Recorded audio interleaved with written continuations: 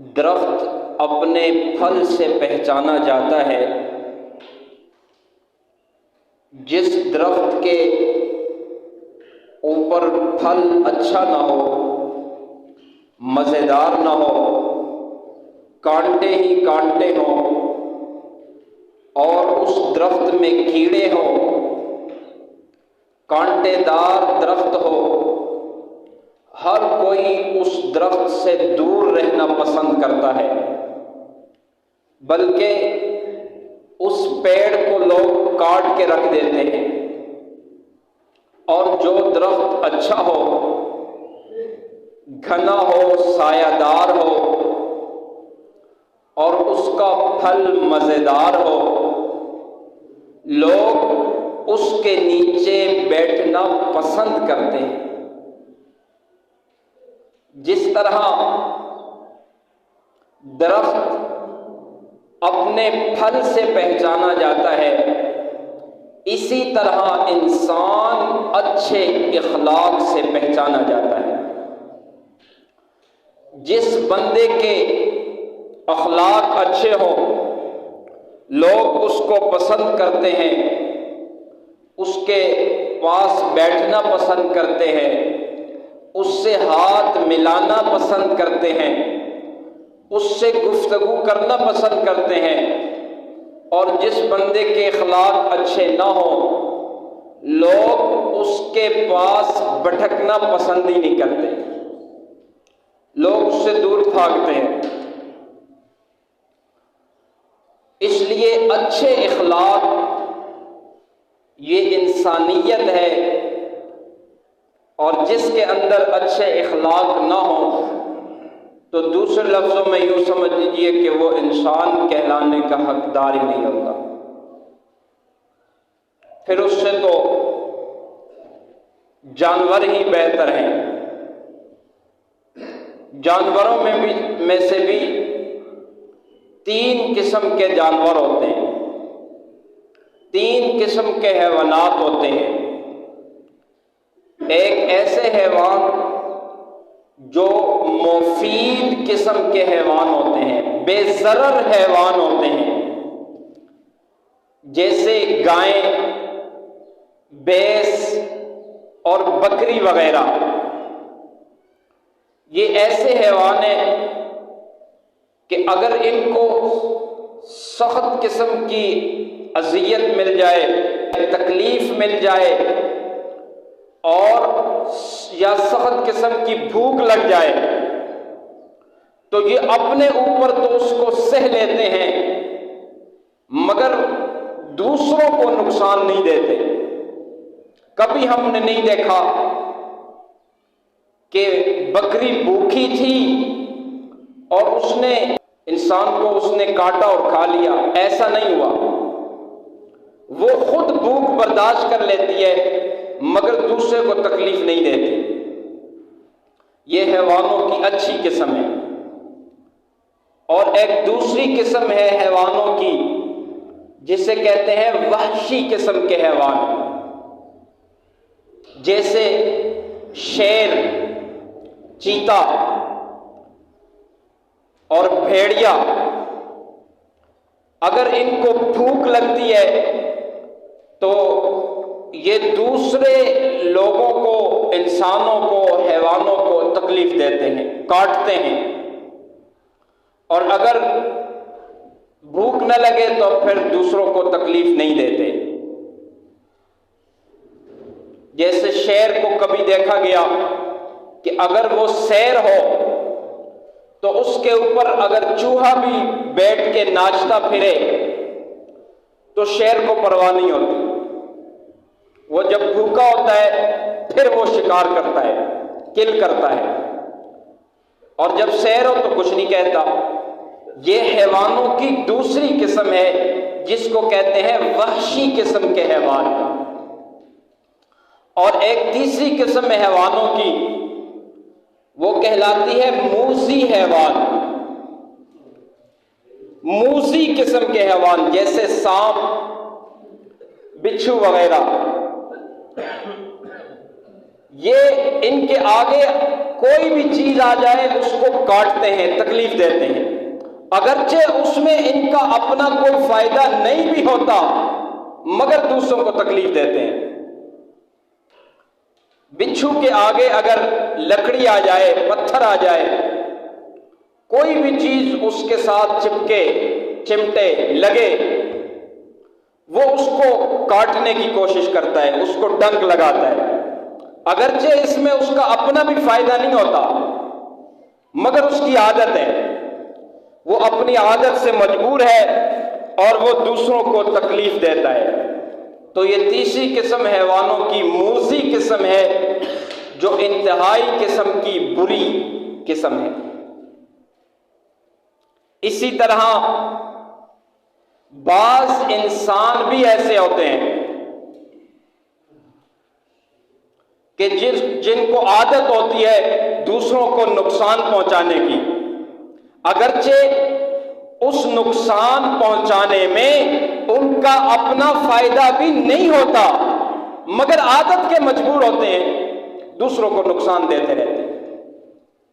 ان کے بارے میں قرآن کہتا ہے اولئک کالانعام بل ہم اضل، یہ تو جانوروں کی مانند ہیں بلکہ ان سے بھی زیادہ بدتر ہے۔ تو بعض ایسے انسان بھی ہوتے ہیں دوسروں کو نقصان دیتے ہیں۔ تو ہمیں انسان بن کر رہنا چاہیے، جانور اور جانوروں سے بدتر رہنے کی کوشش نہیں کرنی چاہیے، انسان رہنے کی کوشش کرنی چاہیے۔ اور انسان وہ ہوتا ہے جو دوسروں کو فائدہ دیتا ہے، نقصان نہیں دیتا، دوسروں کی بھلائی چاہتا ہے، اور اپنے اندر انسان اخلاق کو پیدا کرے۔ اخلاق کے 3 درجات ہوتے ہیں۔ پہلا درجہ اخلاق حسنہ، اخلاق عالیہ، جو حضرت موسیٰ علیہ السلام کی قوم کو اللہ نے عطا فرمایا تھا۔ اور اخلاق عالیہ یہ ہے کہ اگر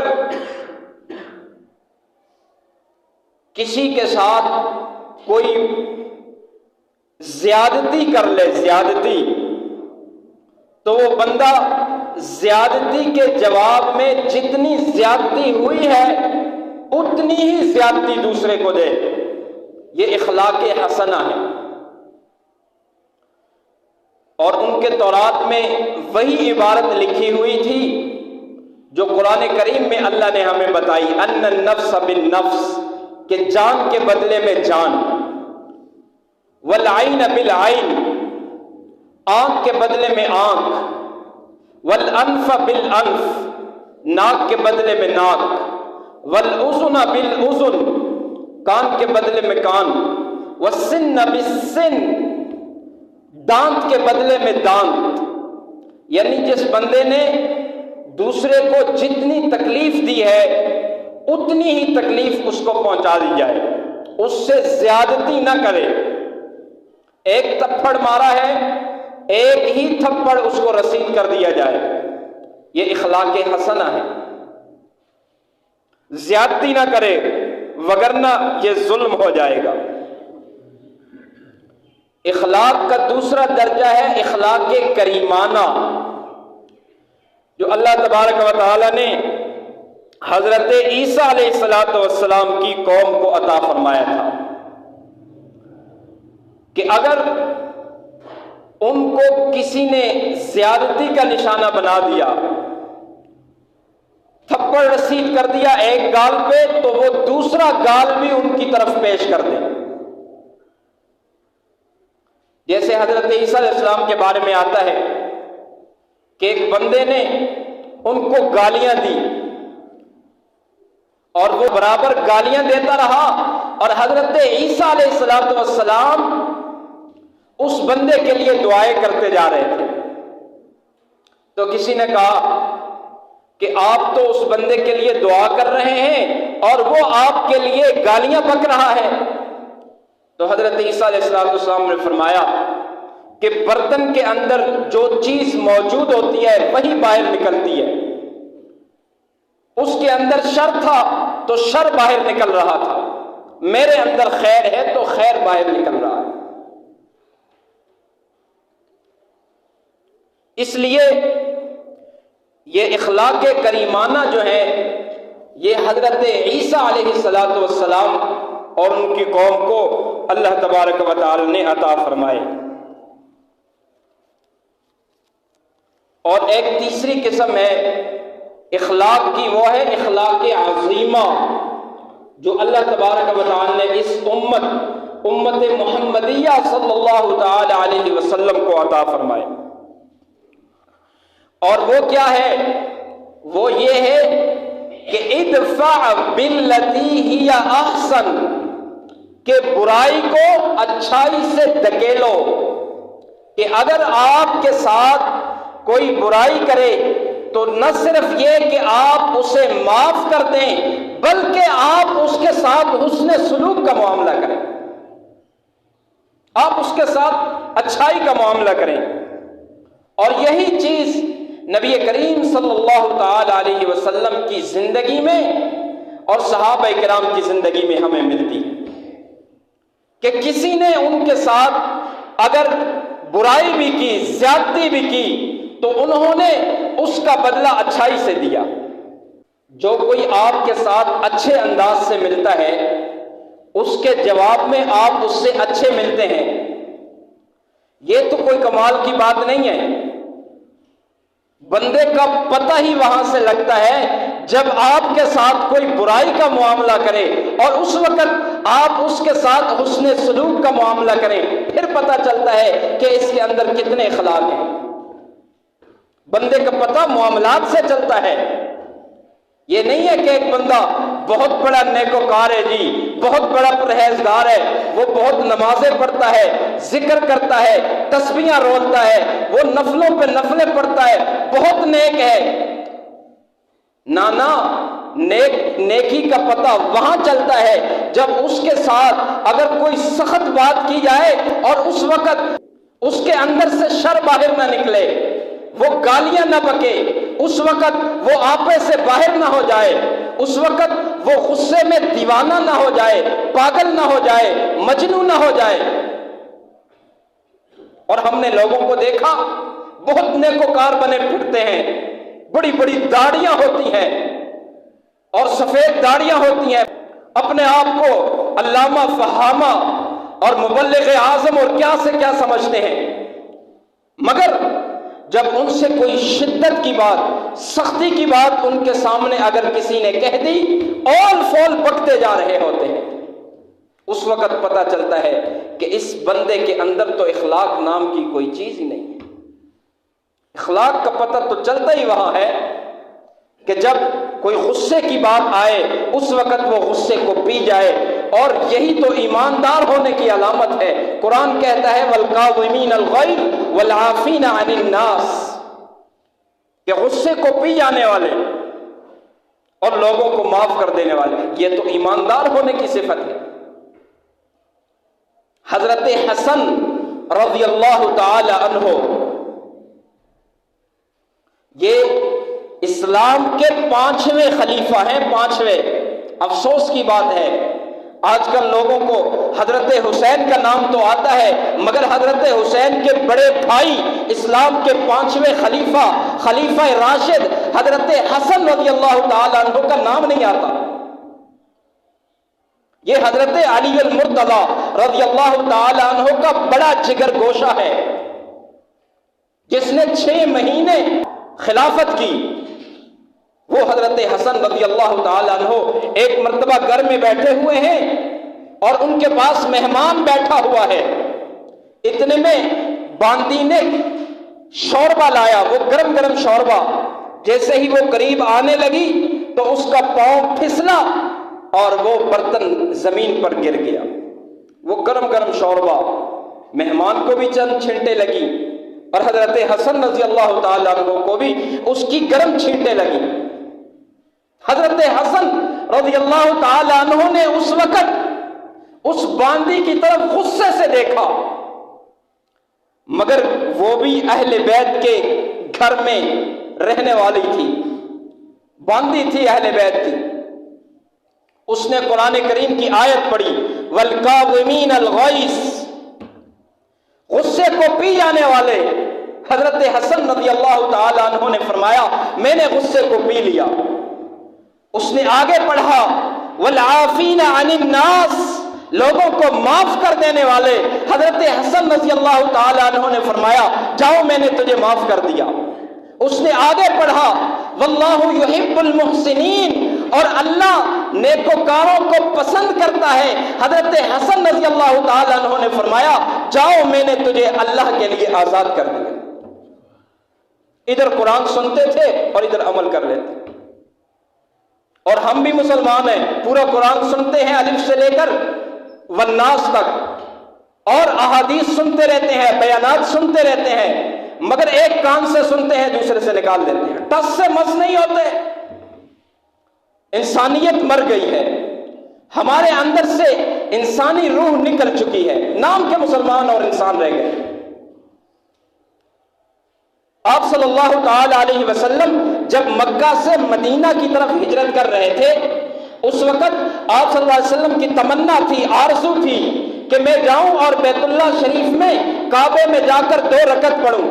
تو اس وقت آپ صلی اللہ تعالی علیہ وسلم نے عثمان بن طلحہ جو بنو شیبہ سے تھا اس کو کہا، جو چابی بردان تھا، اس کو کہا چابی دے دو۔ اس نے کہا چابی نہیں دیتا، کیونکہ وہ مسلمان نہیں تھا، کافر تھا، اس نے چابی نہیں دی۔ آپ صلی اللہ تعالی علیہ وسلم نے فرمایا کہ میری بڑی خواہش ہے کہ میں کعبۃ اللہ کے اندر جا کر 2 رکعت پڑھ لوں، مگر اس نے چابی نہیں دی۔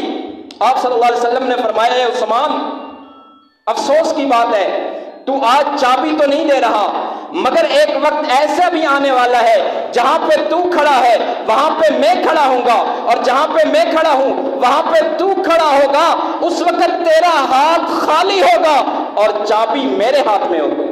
اس وقت وہ بکواس کرنے لگا کہ مسلمانوں کے پاس تو کھانے کے لیے کچھ نہیں اور یہ مکہ کو فتح کریں گے، مگر بالآخر وہ وقت بھی آ گیا جب فتح ہو گیا۔ اس وقت صحابہ کرام نے نعرے لگائے الیوم یوم الملحمہ، الیوم یوم الملحمہ۔ صحابی نے ہاتھ میں جھنڈا لیا ہوا ہے اور یہ نعرے لگا رہا ہے کہ آج تو جنگ کا دن ہے، بدلے کا دن ہے۔ جن لوگوں نے حضرت زنیرہ کی آنکھیں نکال دی، جن لوگوں نے حضرت سمیہ کے 2 ٹکڑے کر دیے، جنہوں نے حضرت خبیب کو تختہ دار پہ لٹکا دیا، اور جنہوں نے حضرت خباب کو تپتے ہوئے انگاروں پہ لٹا دیا، جنہوں نے حضرت بلال کے ساتھ زیادتیاں کی اور تپتی ریت پہ ان کو لٹا دیا، آج تو چن چن کے ہم نے بدلے لینے ہیں۔ جب پیغمبر نے سنا تو آپ صلی اللہ تعالی علیہ وسلم نے دوسرے صحابی سے کہا کہ یہ جھنڈا اس کے ہاتھ سے لے لو اور تو اپنے ہاتھ میں لہرا کر الیوم یوم الملحمہ نہ کہنا، بلکہ کہنا الیوم یوم المرحمہ، الیوم یوم المرحمہ۔ آج بدلے کا دن نہیں ہے بلکہ آج تو رحم کھانے کا دن ہے۔ جن لوگوں نے ہمارے ساتھ زیادتیاں کی، اگر آج ہم بھی ان پر زیادتیاں کریں، آج ہم بھی ان کے ساتھ سخت رویہ اختیار کریں، سختی کے ساتھ پیش آئیں، پھر ان میں اور ہمارے اندر فرق کیا رہ گیا؟ آپ صلی اللہ تعالی علیہ وسلم جب فاتح بن کر مکہ میں داخل ہوئے، مکہ کے لوگ گھبرائے ہوئے، مگر آپ صلی اللہ علیہ وسلم نے کسی کو نقصان نہیں پہنچایا، عام معافی کا اعلان کر دیا، عام معافی کا اعلان کر دیا، کسی کو نقصان نہیں دیا۔ اگلے روز آپ صلی اللہ علیہ وسلم نے عثمان بن طلحہ جس کے پاس بیت اللہ شریف کی چابی تھی نا، اس کو بلایا اور اس سے چابی لی۔ آپ صلی اللہ علیہ وسلم بیت اللہ میں داخل ہوئے اور آپ نے وہاں پر نفل ادا کیے۔ جب آپ صلی اللہ تعالی علیہ وسلم نماز ادا کر کے وہاں سے باہر نکل رہے تھے تو اس وقت عثمان نے سر جھکایا ہوا تھا۔ آپ صلی اللہ علیہ وسلم نے فرمایا عثمان وہ وقت بھی یاد کرو کہ جب تمہارے ہاتھ میں چابی تھی اور تو چابی نہیں دے رہا تھا، میں نے کہا تھا نا کہ ایک وقت ایسا بھی آئے گا تو خالی ہاتھ ہوگا، چابی میرے ہاتھ میں ہوگی۔ مگر عثمان جس طرح کا رویہ تو نے اپنایا تھا میں ویسا رویہ نہیں اپناؤں گا۔ تو نے مجھے چابی نہیں دی تھی، لیکن آج میں چابی جو میرے اپنے لوگ یہاں پر کھڑے ہیں، آپ صلی اللہ علیہ وسلم کے چچا بھی کھڑے تھے، آپ صلی اللہ علیہ وسلم کے عزیز رشتہ دار بھی کھڑے تھے، آپ کے خدام خلفائے راشدین بھی کھڑے تھے، حضرت ابو بکر بھی کھڑے تھے، حضرت عمر اور عثمان اور علی بھی کھڑے تھے، مگر آپ صلی اللہ علیہ وسلم نے چابی اسی عثمان کو دی اور کہا کہ یہ چابی میں تمہیں دے رہا ہوں، قیامت تک یہ چابی تیری ہی نسلوں میں چلے گی۔ اس عثمان نے آگے بڑھ کر، یا اللہ کے رسول آپ نے یہ چابی لے کر بیت اللہ کا دروازہ تو کھول دیا، اور اب میرے دل کا بھی تالا کھول دیجئے، میں بھی آپ کا جانثار بننا چاہتا ہوں۔ اس نے کلمہ پڑھ لیا اور مسلمان ہو گیا۔ تو آپ صلی اللہ تعالی علیہ وسلم کے اخلاق یہ ہیں کہ جو آپ کے ساتھ برائی کرے پھر بھی آپ اس کے ساتھ حسن سلوک سے پیش آئیں۔ اللہ تبارک و تعالی یہ اخلاق عظیمہ جو اللہ نے اپنے حبیب صلی اللہ علیہ وسلم کو عطا فرمائے، وَإِنَّكَ لَعَلَىٰ خُلُقٍ عَظِيمٍ، ہمیں بھی اس میں سے کچھ حصہ عطا فرما دے۔ وَمَا عَلَيْنَا إِلَّا الْبَلَاغُ الْمُبِينُ، سنت ادا کریں۔